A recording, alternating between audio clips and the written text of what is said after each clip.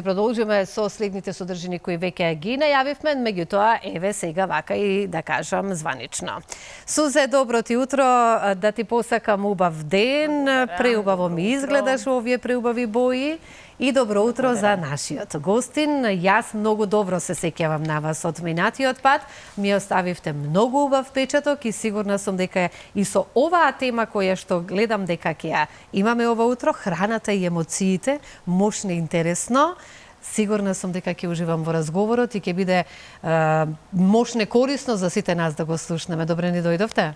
Добро најдов. Благодарам на убавите зборови. Сузе, така е, Слободанче, добро утро за тебе, за гледачите, добро утро и за Дино од Мускулатура МК и како што кажа и Слободанка, нашата колешка, еднаш кога човек ќе се запознае со некои содржини, кога ќе се отвори пат за едни нови размисли во врска со нашиот животен стил, апсолутно се станува подруго, бидејќи секој еден човек стреми кон што поквалитетен начин на живење, со тоа го продолжуваме и нашиот век, но со тоа и поттикнуваме и други луѓе околу нас да променат, да направат добри промени. Морам да ти признаам, Дино, на почеток, дека и за мене Мускулатура МК од нашата прва средба стана еден водич и еден прирачник за да се проверам себе си каде грешам или каде можеби си допуштам премногу.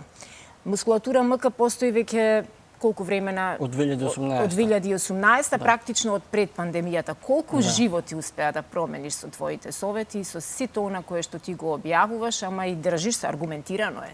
Така е, благодарам. Многу ми е драго што ете и врз вас има таков ефект. Тоа значи дека добро постигнуваме целта. Намената е да луѓето прочитаат и да се мотивираат да се стават на пат кон поздрав живот. Да се проверат себе си, да. Точно. Голем број животи се сменети, значи десетици и стотици, за кои што знам.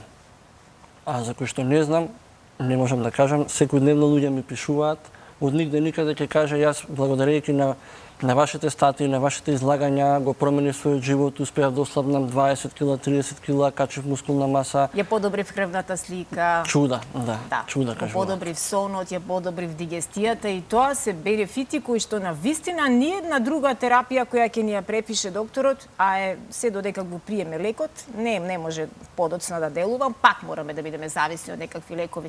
Така. Тука станува збор за совети, издржани со искуства од луѓе кои што ги практикувале, каде што на вистина секој еден човек може да донесе одлука, бидејќи најважна работа е одлуката да ја донесеме кога почнуваме да ги правиме, дали од денеска, дали од први, дали од понеделник. Така, тука најчесто сме во тие заблуди заглавени. Храната и емоциите ни е денеска темата која што верувам дека многумина пак ќе ги поттикне да размислат што јадеме, зошто се чувствуваме после некоја храна лошо или подобро. Во каква спрега се нашите емоции и зошто понекогаш навистина свесно го јадеме она кое ни предизвикува тегоба? Помеѓу емоциите и храната постои директна врска. Како и помеѓу емоциите и начинот на живот, физичката активност, нашите животни навики. Значи, зачудувачки е до кој степен една единка може да има контрола врз своите емоции. Значи, тоа е, мислам дека се уште вака генерално на општествено ниво луѓето не сваќаат колку ствари може да имаат контрола врз своите емоции преку животниот стил. Да. Храната влијае на расположението буквално директно, на краток рок и на долг рок. И ќе ви кажам неколку механизми како тоа се случува. Например, еве го спомнавте некои лекови, пример еве за висок притисок и слично.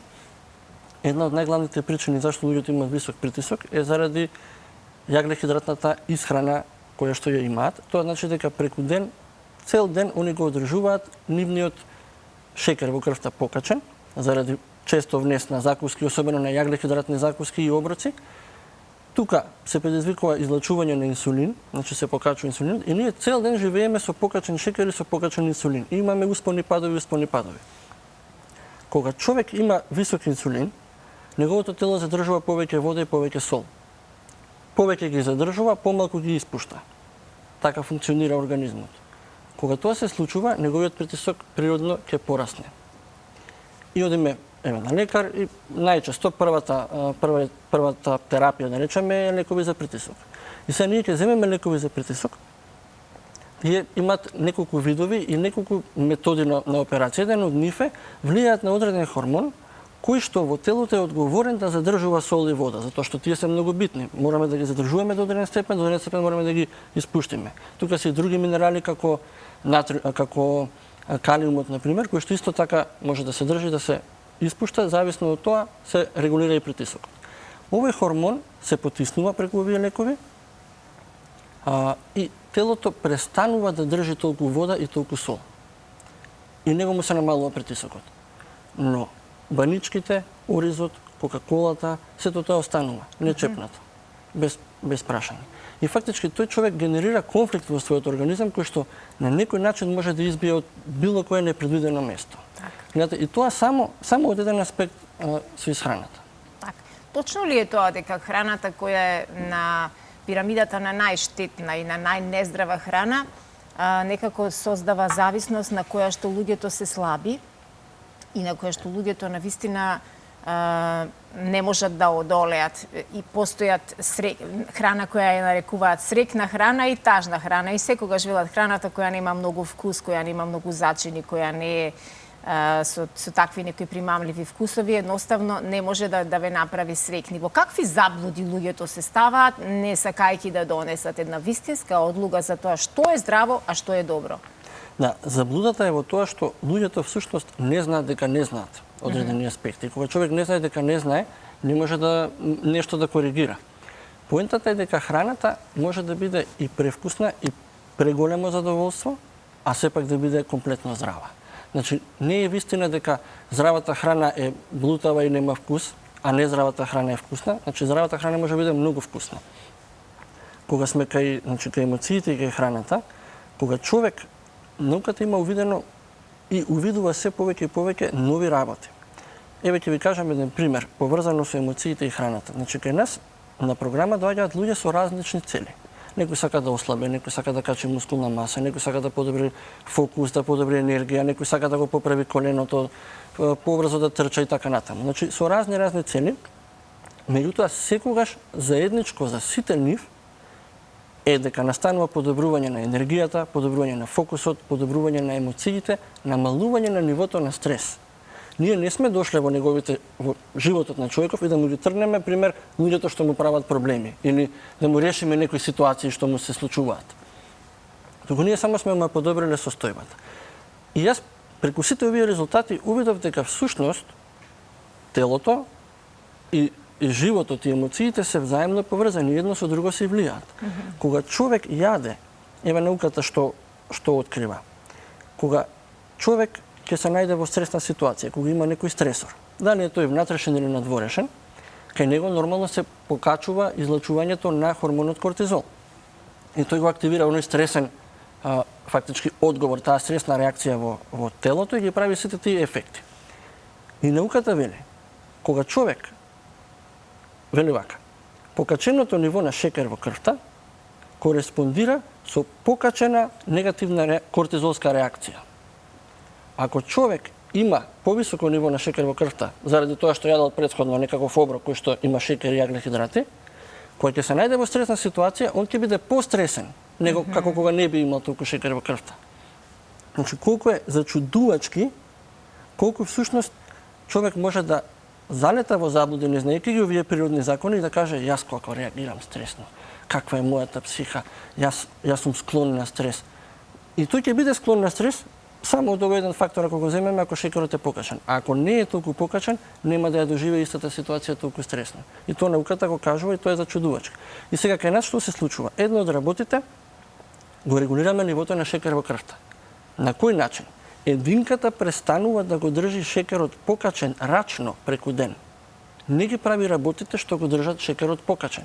Зашто покачен шекер не е само правам тест од сабајле на шекер и нивото е високо и јас имам проблем со шекерот. Туку сабајле може би нивото ќе биде супер, може се е супер. Меѓутоа јас ќе јадам банички, ќе јадам лепчиња, ќе јадам чоколади и ќе го држам нивото на шекер високо. И тоа е штетното. Кога живееме со тој покачен шекер, без разлика дали нас шекерот ќе ни биде нормален сабајле. Тука настанува штетата. Кога живееме со покачен шекер, шекерот за телото кога е покачен е токсичен. И затоа телото веднаш се впушта во акција за да го отстрани од крвта, да го намали. Иначе би се седеле со висок шекер, би се живееле срекно. Меѓутоа, мора да го трне затоа што е токсичен. И тоа е еквивалентно како да има алкохол во крвта. Значи, ние живееме со покачен шекер, затоа што рачно го внесуваме постојано, и ние живееме како да сме под дејство на алкохол, односно како да имаме токсина во нашиот организам која што постојано го разјадува. И замислете, ќе јадете 3-4 лепчиња со мармалад пред спиење и ќе се легнете. И вашиот организам се бори со токсините, односно со покачениот шекер, наместо да се реставрира, да се обнови, вие се вале се будите омалаксани, неенергични, како мамурни. Зашто? Зашто организмот не се одмарал, туку се борел со тоа што сте го внеле. Да, ја спомена вечерата и клучот може би лежи токму во тој оброк кај што најмногу сите грешиме, сите ние кои што имаме брзо темпо на живот, немаме створено навики да појадуваме наутро, доцна го отпочнуваме со оброци и тоа најчесто погрешно и најмногу во тој дел од денот или ноќта тука имаме потреба да јадеме, да подкаснуваме, да подгрицнуваме и да го оптеретуваме и мозокот, а и желудникот да се бори, како што рече и ти, со токсини. Како да ги промениме тие наши лоши животни навики, особено за луѓето кои што со години создале такви грешки прават да јадат дома навечер и ако веќе јадеме, што да јадеме, а што никако да не помислиме да јадеме? Кога човек се стави на правиот пат, а кој е правиот пат? Патот кој што се базира на природните закони. Ова што јас го пишувам на мускултура не се работи што јас сум ги смислил или измислил, туку така телото работи. И некојаш ќе ми кажат, пример, бе јас не можам да живеам без бурек. Не мораш, можеш и не мораш. Меѓутоа за телото ефектот е тој. Па сега ти одлучи. И кога на човек му даде знаењето, знаете колку се паметни луѓето, колку паметно постапуваат. Секогаш го одбираат правиот пат. Меѓутоа мора да го имаат вистинското знаење. Кога ќе дознаат како работат нештата, самите тие се чувари своји, првенствено. Секако по патот ќе има дупки, може да се човек да застане и така натаму, ние сме тука да помогнеме, меѓутоа единката е таа што оди по патот. Ама оди кога го има вистинското знаење што стои во основата. Одлуката ние ја носиме сепак. Да. И да се надоврзам на ова што го рековте за храната и за кои работи се добри, кои не. Кога човек ќе научи како функционира организмот, како функционира телото, како работат, тоа е негово тело, тој треба да го има тоа знаење. И кога ќе знае 200 грама сок, односно една чаша сок, кој што има 20 грама шекер, каков ефект предизвикува во организмот? И што би се случило ако тој така живее на тој начин секојдневно? Верувајте, тој нема да сака да пие сок. Сега што е тука уште една работа што е многу битна? Ова што велите, некој е навикнат 30-40 години, например, живее на тој начин. И сега како да го одвикнеме? И многу мина ќе речат тоа е тежок процес. Кај нас, јас би рекол дека тоа е многу лесен процес. Не значи дека единката нема да мине низ тегоби и дека тоа е така едноставно и супер се ќе биде, меѓутоа додека се префрли на правилен начин на исхрана, телото може да јави одреден протест, може да јави одредена реакција, да биде уморно и така натаму. Меѓутоа тоа се случува за недела, 2-3 месец дена. Значи некој што 40 години бил зависник од благо, пример, може да го откачи. Значи се е возможно ако донесеме тука одлука и ако ги имаме аргументите зошто треба да промениме нешто здраво. Точно. Кога ќе донесе одлуката, ама за да донесе одлуката, прво човек има предуслов, мора да знае дека е возможно да биде подобро. Затоа што тој, ако не верува дека постои начин и дека може да биде подобро, тој може да носи одлука, ама таа секогаш ќе биде слаба. Ама ако знае дека е подобро, сега може ќе рече дека може да биде подобро. Не знам како, ништо не знам, ама знам дека постои. Знам дека може. Тогаш што ќе се стави на пат и сигурно ќе оди напред, особено ако го најде знаењето, како што го имаме на мускултура, тој самиот увидува дека стварно може да биде подобро. Почнува да практикува и гледа на себе дека е подобро. Како нема да биде мотивиран за понатаму? Да, јас навистина сум многу мотивирана и ти предлагам и тебе, ако сега уште ги немаш заследено Дино и неговиот тим на Facebook musculatura.mk, секојдневно има толку убави објави, аргументирани, издржани, со примери и научни, значи, истражувања за сето она кое што се случува во нашиот организам на хормонално ниво, со нашите мускули, со се она кое што ние понекогаш луѓето сакаме така на мала врата да се протнеме, а може да многу големи последици да ни направи. И тука некаде се надевам дека ќе се служиш на самиот крај да го прашаме Дино, бидејќи сме во време на пост. како да се ставиме над сите искушенија, а да му обезбедиме на телото се што му е потребно. Мислите во смисла на во Ете, моментот луѓето- кога не се јаде? Да, 46-дневен пост е великденскиот пост, еден од најдолгите би рекла, во кој Да, за луѓето оние кои паѓаат постат, така. и духовно и карактерно, но вербата во Бога на добрите верници верувам дека ништо не им е тешко да прават, но на одредени денови се чувствуваме навистина многу слабо. Така е. Тоа се фактички кога доаѓа таа слабост, кога доаѓа она што велите во 10 сат, човек се лепи како магнет за фрижидерот навечер. И тоа обично е тука 9, 10, 11. Рандеву со фрижидерот. Значи, да, едноставно се будам пред фрижидерот. Како дојдов тука не знам. Тоа човек мора да разбере дека е физиолошка реакција. Не е карактерна особина. Стрвноста не е карактерна особина. Кога ќе ги средите хормоните, кои што постојат хормони на глад, хормони на ситост, кога ќе ги средите и избалансирате, стрвноста исчезнува, ја снемува и човек, значи ми викаат луѓе, јас до сега бев вика зависник од благо, јас не морав да едам благо. Сега стои на маса, ништо не ми е проблем. Значи немам проблем да не земам воопшто, не ме тера едноставно телото. Односно, тоа е физиолошка реакција. И тука се прави таа разлика кога телото, кога физикусот се подобрува и добиваме поголема контрола врз него, добиваме поголема контрола и врз емоциите.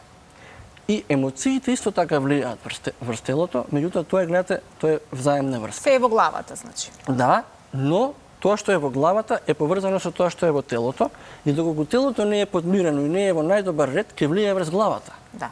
И човек што има висок кортизол е посклон да направи лоша одлука и да се искара, например, отколку кога е смирен.